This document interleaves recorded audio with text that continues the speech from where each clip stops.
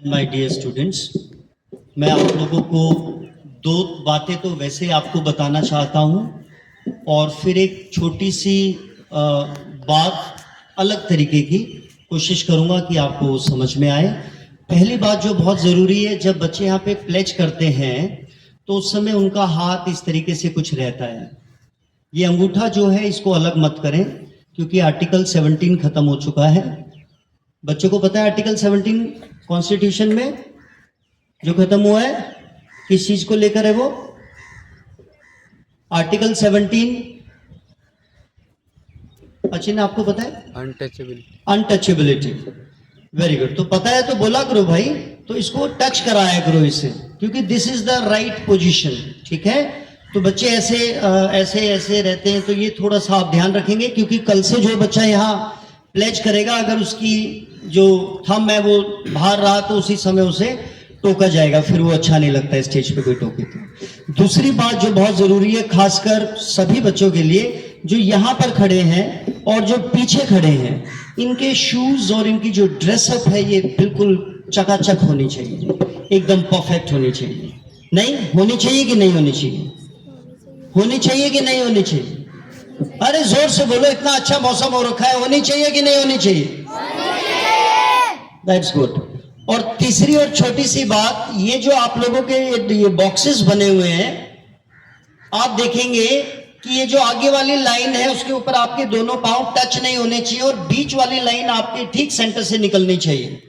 कई बच्चे आगे हैं, कहीं पीछे हैं, कहीं उधर है, कहीं उधर है।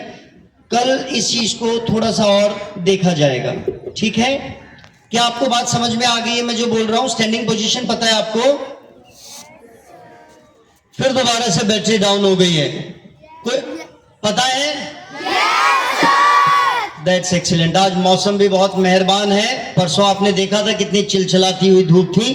तो क्या है कि जो मुझे आप लोगों से बात करनी है वो ये कि हम ईश्वर से हमेशा, मतलब मैं जब तक छोटा था, मुझे नहीं पता कि आप लोग वो करते हैं कि नहीं, मैं जब छोटा था या जब तक मुझे समझ में आया ईश्वर के प्रति मेरा क्या रिश्ता है, तो मैं हमेशा उससे पहले ये मांगता था कि ये भगवान मुझे ये दे दो, ये भगवान मुझे पास कर दो, ये भगवान मेरे लिए कर दो, ये भगवान में, मतलब मैं एक तरीके से भीख मंगा हो रखा था भगवान के सामने। हमेशा मांगता ही रहता था और हमेशा अच्छी चीज मांगता था, हमेशा सुख भरी चीजें ही मांगता था। तो फिर मैंने कहीं एक गाना गुनगुनाते हुए सुना, आप उसको सुनेंगे, आपको समझ में आए तो आप बताएंगे। सुख भी मुझे प्यारे हैं, दुख भी मुझे प्यारे हैं, छोड़ूं मैं किसे भगवन,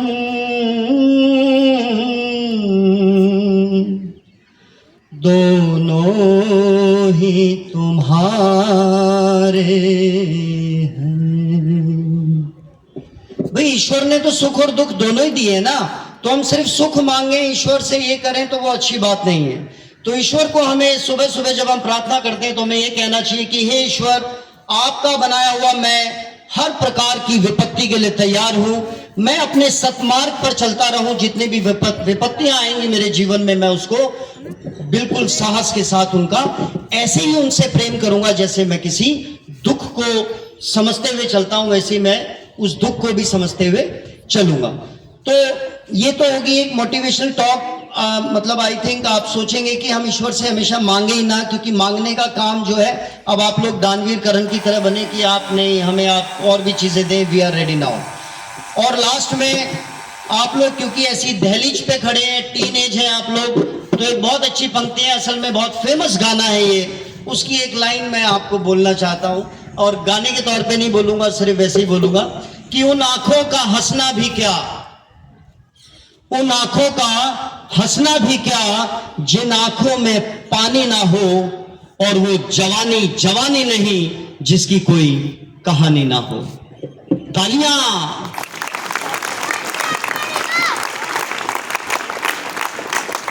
तो आप देख रहे हैं जवानी की कहानी, जैसे एपीजे अब्दुल कलाम, करतार सिंह सराबा, भगत सिंह अमर हो गए, लेजेंड बन गए, फोकलोर उनके गाए जाते हैं जगह जगह पर।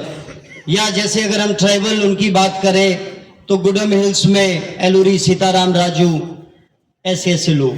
तो आप ध्यान रखेंगे जो आज बताया है, अगर कुछ आपको उसमें समझ में आया है, नहीं समझ में आया तो क्लास में जब हम आएंगे आते जाते कॉरिडोर में मुझे पकड़ लें कि सर उसका क्या मतलब था। धन्यवाद।